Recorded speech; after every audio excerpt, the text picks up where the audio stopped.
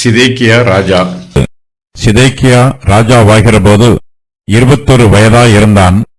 அவன் 11 வருஷம் எருசலேமில் ராஜ்யபாரம் பண்ணினான். அவனுடைய தாயின் பேர் அமு.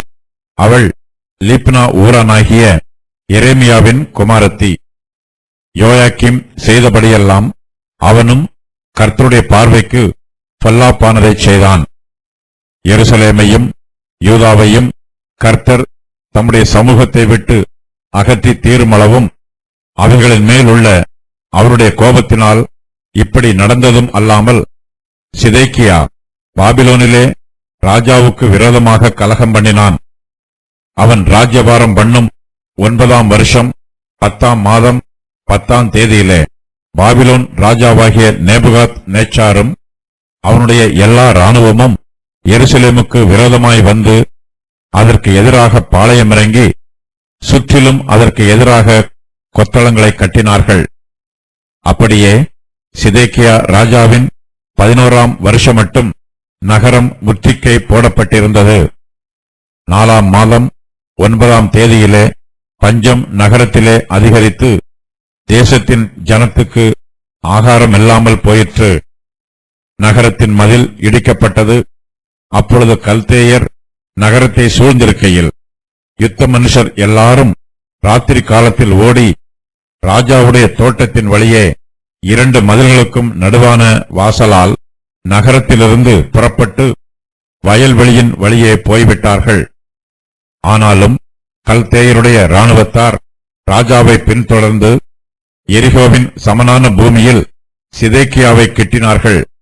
அப்பொழுது அவனுடைய இராணுவத்தார் எல்லாரும் அவனை விட்டு சிதறிப்போயிருந்தார்கள். அவர்கள் ராஜாவை பிடித்து அவனை ஆமாத் தேசத்தின் ஊராகிய ரிப்லாவுக்கு பாபிலோன் ராஜாவாகிய நேபுகாத் நேச்சாரிடத்துக்கு கொண்டு போனார்கள். அங்கே இவனுக்கு நியாய தீர்ப்பு கொடுத்தான். பின்பு பாபிலோன் ராஜா சிதேக்கியாவின் குமாரரை அவன் கண்களுக்கு முன்பாக வெட்டினான். யூதாவின் பிரபுக்கள் எல்லாரையும் ரிப்லாவிலே வெட்டினான். சிதேக்கியாவின் கண்களை குருடாக்கி அவனுக்கு 2 விலங்குகளை போடுவித்தான். பின்பு பாபிலோன் ராஜா அவனை பாபிலோனுக்கு கொண்டு போய் அவன் மரணமடையும் நாள் மட்டும் அவனை காவல் வீட்டில் அடைத்து வைத்தான். சிதேக்கியா ராஜாவின் ஆட்சி காலத்தில் இருந்து யூதர்களின் சரித்திரம் இந்த அதிகாரத்தில் எழுதப்பட்டிருக்கிறது. சிதேக்கியா ராஜாவின் காலத்திற்கு முன்பாகவே 2 சிறையிருப்புகள் நடைபெற்றிருக்கிறது. முதலாவது சிறையிருப்பு யோயாக்கிம் ராஜாவினுடைய ஆட்சி காலத்தின் 4ஆம் வருஷத்தில் நடைபெற்றது. 2வது சிறையிருப்பு எக்கோனியா ராஜாவின் ஆட்சி காலத்தில் முதல் வருஷத்தில் நடைபெற்றது. யூதாவின் மனுஷரும் எருசலேமின் குடிகளும் கர்த்தருக்கு விரோதமாக பாவம் செய்தார்கள். கர்த்தரை விட்டு விலகி அந்நிய தெய்வங்களை பின்பற்றினார்கள். அவர்கள் விக்கிரகங்களுக்கு தூபம் காட்டினார்கள். யூதா மனுஷரின் பாவத்தின் நிமித்தமாய் கர்த்தருடைய கோபம் அவர்கள் மேல் வந்தது. கர்த்தர் எருசலேமின் மீதும் யூதா தேசத்தின் மீதும் கோபமாய் இருந்தார். கர்த்தர் எருசலேமையும் யூதாவையும் தம்முடைய சமூகத்தை விட்டு அகற்றி போட்டார். கர்த்தருடைய கோபம் அவைகளின் மேல் மிகவும் அதிகமாய் இருந்தது. யூதா தேசத்தின் மீது தம்முடைய கோபத்தை வெளிப்படுத்தும் வண்ணமாக கர்த்தர் யூதாவுக்கு இதுவரையிலும் கொடுத்து வந்த பாதுகாப்பையும் பராமரிப்பையும் அகற்றி போடுகிறார். எருசலேம் நகரம் கர்த்தருக்கு பரிசுத்தமான நகரம். அங்கே கர்த்தருடைய தேவாலயம் உள்ளது. கர்த்தருடைய பிரசன்னம் எருசலேமில் தங்கியிருந்தது. கர்த்தருடைய கிருபையின் உடன்படிக்கைக்கும் அவருடைய அன்புக்கும் எருசலேமில் உள்ள தேவாலயம் அடையாளமாய் இருந்தது. கர்த்தரோ இப்போது எருசலேமின் மீதும் யூதாவின் மீதும் கோபமாய் இருக்கிறார். கர்த்தருடைய பரிசுத்த பிரசன்னம் எருசலேமை விட்டு நீங்கி போயிற்று. சிதேக்கியா ராஜாவும் துன்மார்க்கனாய் இருந்தான். அவன் கர்த்தருடைய வார்த்தைக்கு செவி கொடுக்காமல் பாபிலோன் ராஜாவுக்கு விரோதமாக கலகம் பண்ணினான். சிதேக்கியா யூதாவின் மனுஷரை கர்த்தருக்கு பயந்து ஆளுகை செய்யவில்லை. அவன் ராஜாவாகிய போது 21 வயதாய் இருந்தான். இவன் விக்கிரகங்களை ஆராதிக்கவில்லை. ஆனாலும் கர்த்தருடைய பார்வைக்கு சிதேக்கியா பொல்லாப்பானதை செய்தான். யோயாக்கிம் செய்தபடியெல்லாம் சிதேக்கியாவும் கர்த்தருக்கு விரோதமாய் பாவம் செய்தான். சிதேக்கியா கர்த்தருக்கு பயந்து யூதா தேசத்தை ஆளுகை செய்ய வேண்டும். அவன் யூதா தேசத்திற்கும் எருசலேம் நகரத்திற்கும் யூதாவின் மனுஷருக்கும் நன்மை செய்ய வேண்டும். ஆனால் அவனோ கர்த்தருடைய பார்வைக்கு பொல்லாப்பானதை செய்தான். அவனுடைய பொல்லாப்பின் நிமித்தமாய் கர்த்தருடைய கோபம் சிதேக்கியா ராஜாவின் மீது வந்தது. சிதேக்கியா பாபிலோன் தேசத்திற்கு கீழ்ப்படிந்து யூதா தேசத்தை ஆட்சி செய்ய வேண்டும். அவன் கல்தையருக்கு கப்பம் கட்ட வேண்டும். ஆனால் சிதேக்கியாவோ பாபிலோன் ராஜாவுக்கு விரோதமாக கலகம் பண்ணினான். இது சிதேக்கியா ராஜாவின் பாவமும் அவனுடைய மதியீனமும் ஆகும். சிதேக்கியாவின் பாவத்தினால் யூதாவுக்கும் யூதாவின் ஜனங்களுக்கும் அழிவு வந்தது. கர்த்தரும் சிதேக்கியாவின் மீது கோபமாயிருந்தார். பாபிலோன் ராஜாவும் அவன் மீது கோபமாயிருந்தான். இதனால் யூதா தேசத்திற்கு சடுதியில் அழிவு உண்டாயிற்று. இவன் அவனுக்கு விரோதமாய் கலகம் செய்து தனக்கு குதிரைகளையும் அநேகம் ஆட்களையும் அனுப்ப வேண்டும் என்று தன் ஸ்தானாபதிகளை எகிப்துக்கு அனுப்பினான். இப்படிப்பட்டவனுக்கு வாய்க்குமோ? இப்படி செய்கிறவன் தப்பித்துக் கொள்வானோ? உடன்படிக்கையை முறித்தவன் தப்பித்துக் கொள்வானோ? தன்னை ராஜாவாக ஏற்படுத்திய ராஜாவுடைய ஆணையை அசட்டை பண்ணி அவனுடைய உடன்படிக்கையை முறித்து போட்டவன் அந்த ராஜாவினுடைய ஸ்தானமாகிய பாபிலோன் நடுவிலே அவன் அண்டையில் இருந்து மரணமடைவான் என்று என் ஜீவனை கொண்டு சொல்லுகிறேன் என்று கர்த்தராகிய ஆண்டவர் சொல்லுகிறார். எசேக்கியேல் 17, 15, 16. கல்தையர்கள் எருசலேமுக்கு விரோதமாக யுத்தம் பண்ண வருகிறார்கள். அவர்கள் எருசலேமின் நகரத்தை 18 மாதங்களாக முற்றுகை போடுகிறார்கள். சிதேக்கியா ராஜ்யபாரம் பண்ணும் 9ஆம் வருஷம் 10ஆம் மாதம் 10ஆம் தேதியிலே பாபிலோன் ராஜாவாகிய நேபுகாத் நேச்சாரும் அவனுடைய எல்லா இராணுவமும் எருசலேமுக்கு விரோதமாய் வந்து அதற்கு எதிராக பாளையம் இறங்கி சுற்றிலும் அதற்கு எதிராக கொத்தளங்களை கட்டினார்கள். அப்படியே சிதேக்கியா ராஜாவின் 11ஆம் வருஷம் மட்டும் நகரம் முற்றுகை போடப்பட்டிருந்தது. சிதேக்கியா ராஜா ராஜ்யபாரம் பண்ணும் 9ஆம் வருஷத்திலே பாபிலோன் ராஜாவாகிய நேபுகாத் நேச்சார் எருசலேமுக்கு விரோதமாக யுத்தம் பண்ண வந்தான். இந்த மாதத்தை நினைவுகூரும் வண்ணமாக பாபிலோன் தேசத்து சிறையிருப்பில் இருந்த யூதர்கள் ஒவ்வொரு வருஷமும் 9ஆம் மாதத்தில் உபவாசம் பண்ணினார்கள். 9ஆம் மாதத்தோடு அவர்கள் மேலும் சில மாதங்களிலும் உபவாசம் பண்ணினார்கள். 4ஆம் மாதத்தின் உபவாசமும் 5ஆம் மாதத்தின் உபவாசமும் 7ஆம் மாதத்தின் உபவாசமும் 10ஆம் மாதத்தின் உபவாசமும் யூதா வம்சத்தாருக்கு மகிழ்ச்சியாகவும் சந்தோஷமாகவும் நல்ல பண்டிகைகளாகவும் மாறிப்போகும். ஆகையால் சத்தியத்தையும் சமாதானத்தையும் சிநேகியுங்கள் என்று சேனைகளின் கர்த்தர் சொல்லுகிறார். சகரியா 8:19. 5ஆம் மாதத்தில் எருசலேமில் உள்ள தேவாலயம் இடிக்கப்பட்டு அக்கினியால் சுட்டெரிக்கப்பட்டது. 7ஆம் மாதத்தில் கெதலியாவை பட்டயத்தால் வெட்டி கொன்றார்கள். இவற்றை நினைவு கூறும் வண்ணமாக பாபிலோன் தேசத்து சிறையிருப்பில் இருந்த யூதர்கள் அந்தந்த மாதங்களில் உபவாசம் பண்ணுவது வழக்கம். பாபிலோன் ராஜாவாகிய நேபுகாத் நேச்சாரும் அவனுடைய எல்லா இராணுவமும் எருசலேமுக்கு விரோதமாக 18 மாதங்கள் முற்றுகை போட்டார்கள். சிதேக்கியா ராஜாவின் 11 வருஷம் மட்டும் நகரம் முற்றுகை போடப்பட்டிருந்தது. கல்தையர்கள் எருசலேம் நகரத்தை சுற்றிலும் 1.5 வருஷங்களாக முற்றுகை போட்டிருந்தாலும் சிதேக்கியா ராஜா கல்தையரிடம் சரணடையவில்லை. நகரத்துக்குள்ளைகளுக்கு போஜனம் கிடைக்கவில்லை. நகரத்திலே பஞ்சம் அதிகரித்தது. இதைத் தொடர்ந்து எருசலேம் மதில் இடிக்கப்பட்டது. 4ஆம் மாதம் 9ஆம் தேதியிலே பஞ்சம் நகரத்திலே அதிகரித்தது. தேசத்தின் ஜனத்துக்கு ஆகாரம் இல்லாமல் போயிற்று. நகரத்தின் மதில் இடிக்கப்பட்டது. அப்பொழுது கல்தையர் நகரத்தை சூழ்ந்திருக்கையில் யுத்த மனுஷர் எல்லோரும் இராத்திரி காலத்திலே ஓடி ராஜாவுடைய தோட்டத்தின் வழியே 2 மதில்களுக்கும் நடுவான வாசலால் நகரத்தில் இருந்து புறப்பட்டு வயல்வெளியின் வழியே போய்விட்டார்கள். எருசலேம் நகரத்தை சுற்றிலும் பெரிய மதில் சுவர்கள் இருந்தாலும் அந்த சுவர் நகரத்திற்கு மெய்யான பாதுகாப்பை தராது. கர்த்தரே எருசலேமுக்கு பாதுகாப்பை தருகிறவர். கர்த்தர் இப்போது யூதாவின் மனுஷர் மீதும் எருசலேம் நகரத்தின் மீதும் கோபமாய் இருக்கிறார். அந்த நகரத்திற்கு தாம் இதுவரையிலும் கொடுத்து வந்த பாதுகாப்பை கர்த்தர் விலக்கிக் கொள்கிறார். இதனால் எருசலேம் நகரத்திற்கு பாதுகாப்பு இல்லாமல் போயிற்று. நகரத்தின் மதில் இடிக்கப்பட்டது. நகரத்தை பாதுகாப்பதற்கு யுத்த மனுஷர்கள் தேவை.